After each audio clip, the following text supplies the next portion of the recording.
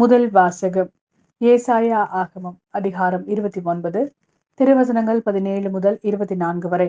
இன்னும் சிறிது காலத்தில் லெபனோன் வளமிகு தோட்டமாக மாறுமன்றோ, வளமிகு நிலம் காடாக ஆகிவிடுமன்றோ. அந்நாளில் காது கேளாதோர் ஏற்று சுருளின் வார்த்தைகளை கேட்பர். பார்வையற்றோரின் கண்கள் காரிருளிலிருந்தும் மயிருளிலிருந்தும் விடுதலையாகி பார்வை பெறும். ஒடுக்கப்பட்டோர் மீண்டும் ஆண்டவரில் மகிழ்ச்சி பெறுவர். மானிடரில் வறியவர் இஸ்ரேலின் தூயவரில் அகமகிழ்வர். கொடியோர் இல்லாதொழிவர், இகழ்வோர் இல்லாமற் போவர். தீமையில் நாட்டம் கொள்வோர் அழிந்து போவர்.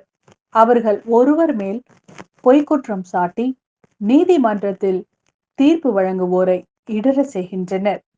பொய் புனைந்து நேர்மையாளரின் வழக்கை புரட்டுகின்றனர். ஆதலால் ஆபிரகாமை மீட்ட ஆண்டவர் யாக்கோப்பு வீட்டாரை பற்றி கூறுவது: இனி யாக்கோப்பு மானக்கேடு அடைவதில்லை, அவன் முகம் இனி வெளிரி போவதுமில்லை. அவன் பிள்ளைகள் என் பெயரை தூயதென போற்றுவர். நான் செய்யவிருக்கும் என் கை வேலைப்பாடுகளை காணும்போது யாக்கோப்பின் தூயவரை தூயவராக போற்றுவர். இஸ்ரேலின் கடவுள் முன் அஞ்சி நிற்பர். தவறிழைக்கும் சிந்தை கொண்டோர் உணர்வடைவர்.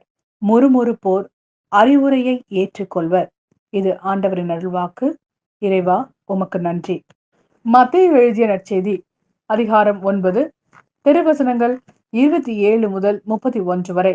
இயேசு அங்கிருந்து சென்றபோது பார்வையற்றோர் இருவர், தாவீதின் மகனே, எங்களுக்கு இரங்கும் என்று கத்திக்கொண்டே அவரை பின்தொடர்ந்தனர். அவர் வீடு வந்து சேர்ந்ததும் அந்த பார்வையற்றோரும் அவரிடம் வந்தனர். இயேசு அவர்களை பார்த்து, நான் இதை செய்ய முடியும் என நம்புகிறீர்களா என்று கேட்டார். அதற்கு அவர்கள், ஆம் ஐயா என்றார்கள். பின்பு அவர் அவர்களின் கண்களை தொட்டு, நீங்கள் நம்பியபடியே உங்களுக்கு நிகழட்டும் என்றார். உடனே அவர்களின் கண்கள் திறந்தன. இயேசு அவர்களை நோக்கி, யாரும் இதை அறியாதபடி பார்த்து கொள்ளுங்கள் என்று மிக கண்டிப்பாக கூறினார். ஆனால் அவர்கள் வெளியே போய் நாடெங்கும் அவரை பற்றிய செய்தியை பரப்பினார்கள்.